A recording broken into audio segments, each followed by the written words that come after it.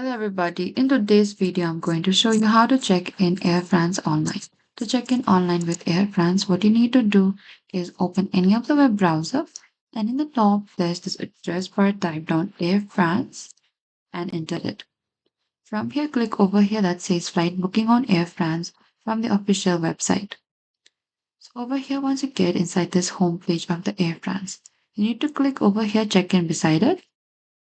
So over here under the check-in, what you can do is you can simply enter your booking details over here, or you can also check in using my account.